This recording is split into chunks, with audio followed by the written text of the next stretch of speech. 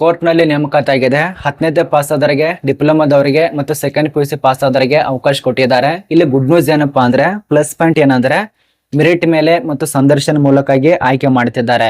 ಎಲ್ಲಿ ಕರೆದಿದ್ದಾರೆ, ತುಂಬಾ ಜನರಿಗೆ ಕ್ವಶನ್ ಕಾಡಬಹುದು. ಇದು ಬೆಂಗಳೂರಿನಲ್ಲಿರುವ ಸಿವಿಲ್ ಕೋರ್ಟ್ ನಲ್ಲಿ ನೇಮಕಾತಿ ಆಗಿದೆ. ಹೈಕೋರ್ಟ್ ಅಲ್ಲ, ಸಿವಿಲ್ ಕೋರ್ಟ್. ಇದೊಂದು ಅರ್ಥ ಮಾಡ್ಕೊಳ್ಳಿ. ಕೋರ್ಟ್ಗೆ ಮತ್ತು ಹೈಕೋರ್ಟ್ಗೆ ವ್ಯತ್ಯಾಸ ತುಂಬಾನೇ ಇದೆ. ಇಲ್ಲಿ ಟೋಟಲ್ ಆಗಿ 110 ಇದಾವೆ. ಬಟ್ ಸೆಪರೇಟ್ ಆಗಿ ನೋಟಿಸ್ ಅನ್ನು ಪ್ರಕಟ ಮಾಡಿರೋದ್ರಿಂದ ಒಂದು ನೋಟಿಸ್ ದಲ್ಲಿ, ಅದು ಕನ್ನಡದಲ್ಲಿ ರಿಲೀಸ್ ಮಾಡಿದ್ದಾರೆ, ಅದರಲ್ಲಿ 22 ಪೋಸ್ಟ್ ಕೊಟ್ಟಿದ್ದಾರೆ. ಆ ಒಂದು 22 ಪೋಸ್ಟ್ ದಲ್ಲಿರುವಂತಹ ಪೋಸ್ಟ್ ಸೋನೋಗ್ರಾಫರ್, ಬೆರಳುಂಚುಗಾರ, ಚಾಲಕ, ಪ್ಯೂನ್ ಮತ್ತು ಪ್ರಕ್ರಿಯೆ ಸರ್ವರು. ಇದು 22 ಪೋಸ್ಟ್. ಅದು ಸೆಪರೇಟ್ ನೋಟಿಸ್ ರಿಲೀಸ್ ಮಾಡಿದಾರಲ್ಲ ಅದರದ್ದು. ಅದೇ ರೀತಿಯಾಗಿ ಇನ್ನೊಂದು ನೋಟಿಸ್ ಇದೆ, ಅದು ಇಂಗ್ಲಿಷ್ ನಲ್ಲಿ ಇಲ್ಲಿದೆ ನೋಡಿ. ಅಲ್ಲಿ 88 ಪೋಸ್ಟ್ ಇದಾವೆ. ಇಲ್ಲಿ ನೋಡಿ, ಜುಲೈ 30 ಸೇಮ್, ಎರಡು ಕೂಡ ಸೇಮ್ ಇರತ್ತೆ. ಅದು ಇಂಗ್ಲಿಷು, ಅದು ಕನ್ನಡ, ಇದು ಇಂಗ್ಲಿಷು. 30ನೇ ತಾರೀಕು ಅವಕಾಶ ಕೊಟ್ಟಿದ್ದಾರೆ, ಜುಲೈ 30ನೇ ತಾರೀಕು. ಇಲ್ಲಿ ಖಾಲಿ ಇರುವಂತಹ ಪೋಸ್ಟ್ ವಿವರ. ಇಲ್ಲಿ ಡ್ರೈವರ್ ಇರತ್ತೆ, ಡ್ರೈವರ್ ಇರೋದು 7. ಇದು ಫ್ರೆಶರ್ ಅಭ್ಯರ್ಥಿಗೆ ಅವಕಾಶ, ಫ್ರೆಶ್ ವೇಕೆನ್ಸಿ ಇರೋದ್ರಿಂದ ಫ್ರೆಶರ್ದವ್ರಿಗೆ ಅವಕಾಶ ಕೊಟ್ಟಿದ್ದಾರೆ ನೋಡಿ. ಇದೊಂದು ಖುಷಿ ವಿಚಾರ. ಅದೇ ರೀತಿಯಾಗಿ ಪ್ಯೂನ್ ಪೋಸ್ಟ್, ಬ್ಯಾಕ್ಲಾಗ್ ಹುದ್ದೆಗಳು ಬ್ಯಾಕ್ಲಾಗ್ ಕೂಡ ಇದಾವೆ. ಮತ್ತು ವುಮನ್ ಅಭ್ಯರ್ಥಿಗಳು ಮತ್ತು ಮೇಲ್ ಅಭ್ಯರ್ಥಿ ಇಬ್ಬರಿಗೆ ಅವಕಾಶ ಇರತ್ತೆ.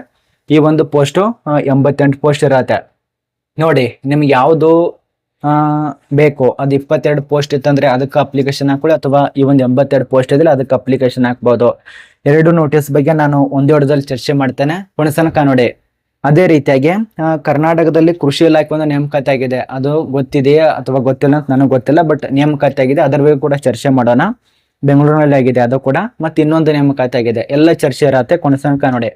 ತುಂಬಾ ಟೈಮ್ ಕೂಡ ತಗೊಳ್ಳೋದಿಲ್ಲ, ಶಾರ್ಟ್ಕಟ್ ಆಗಿ ಮಾಹಿತಿನ ಕವರ್ ಮಾಡ್ತೇನೆ, ಕೊನೆಸನಕ ನೋಡಿ. ಮತ್ತು ನೋಟಿಫಿಕೇಶನ್ PDF ಇರ್ತಾವಲ್ಲ, ಅದು ನಿಮ್ಗೆ ಸಾಮಾನ್ಯ ಗೊತ್ತಿರುವಂತ ವಿಷಯ, ವಾಟ್ಸಾಪ್ ದಲ್ಲಿ ಸಿಗತ್ತೆ ನೋಡಿ.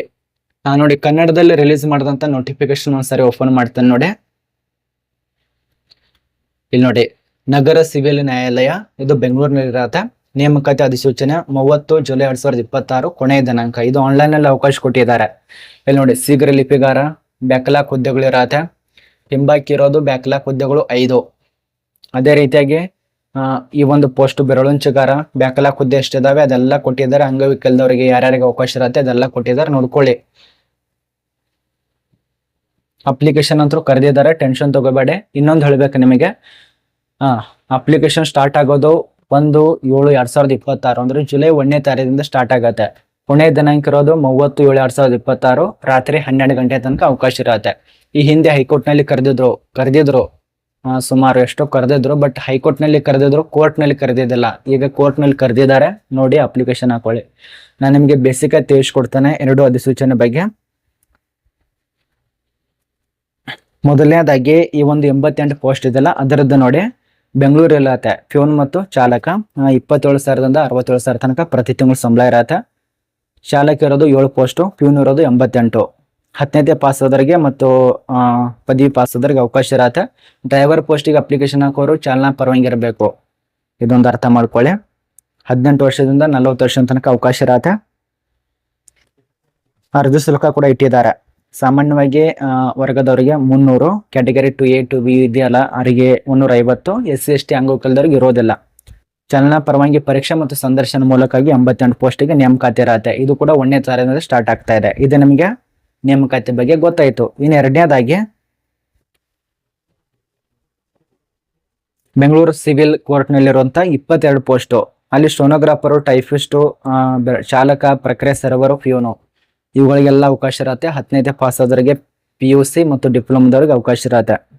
ಇದಕ್ಕೂ ಕೂಡ ಸ್ವಲ್ಪ ಏಜ್ ಲಿಮಿಟ್ ಕೂಡ ಸೇಮು, ವೈಮಿತಿಯಲ್ಲಿ ಕೂಡ ಸೇಮು, ಮತ್ತು ಅರ್ಜಿ ಶುಲ್ಕ ಕೂಡ ಸೇಮು. ಆಯ್ಕೆ ಪ್ರಕ್ರಿಯೆ ಅಂತರೂ ಮೆರಿಟ್ ಪಟ್ಟಿ ಸಂದರ್ಶನ ಮೂಲಕ ಇರತ್ತೆ. ಇದು ಕೂಡ ಆನ್ಲೈನ್ ಇರತ್ತೆ.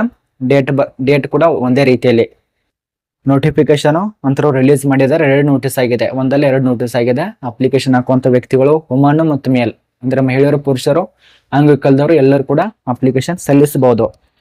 ಇದು ಸಿವಿಲ್ ಕೋರ್ಟ್ ನಲ್ಲಿ ಕರೆದಿರುವಂತ ನೇಮಕಾತಿ ಬಗ್ಗೆ ಮಾಹಿತಿ. ಅದೇ ರೀತಿಯಾಗಿ ಅಗ್ರಿಕಲ್ಚರ್ ಅಂದ್ರೆ ಬೆಂಗಳೂರಿನಲ್ಲಿರುವಂತ ಅಗ್ರಿಕಲ್ಚರ್ ಡಿಪಾರ್ಟ್ಮೆಂಟ್, ಇಲ್ಲಿ ನೋಡಿ 25ನೇ ತಾರೀಕು ನೋಟಿಸ್ ಆಗಿದೆ ಬೆಂಗಳೂರಿನಲ್ಲಿರೋದು.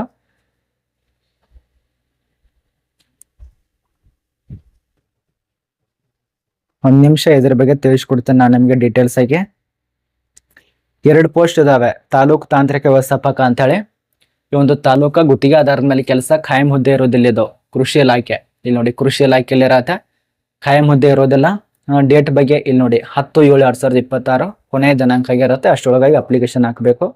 ಅನುಭವ ಅಂತೂ 2 ವರ್ಷದ ತನಕ ಕೊಟ್ಟಿದ್ದಾರೆ. ಕನಿಷ್ಠವಾಗಿ 2 ವರ್ಷದ ತನಕ ಅನುಭವ ಬೇಕು. ಕೃಷಿಗೆ ಸಂಬಂಧಪಟ್ಟಂತೆ ವಿದ್ಯಾರ್ಹತೆ ಅಂತ MS ಆಗಿರಬೇಕು. ಸಂಖ್ಯೆ 2 ತಾಲೂಕು ತಾಂತ್ರಿಕ ವ್ಯವಸ್ಥಾಪಕ. ಇದಂತೂ ನಿಮಗೆ ಗೊತ್ತಾಯ್ತು ನೋಡಿ. ಬೆಂಗಳೂರಿನಲ್ಲಿ ಕರೆದಿರುವಂತ ಕೃಷಿಗೆ ಸಂಬಂಧಪಟ್ಟಂತೆ ಅಂದ್ರೆ ಇಲಾಖೆ ಈಗ ಗೊತ್ತಾಯ್ತು. ಇದಕ್ಕೆ ಅಪ್ಲಿಕೇಶನ್ ಹಾಕೋದು ಜುಲೈ 10ನೇ ತಾರೀಕು ತನಕ ಅವಕಾಶ ಇರುತ್ತೆ. 25ನೇ ಸ್ಟಾರ್ಟ್ ಇದೆ.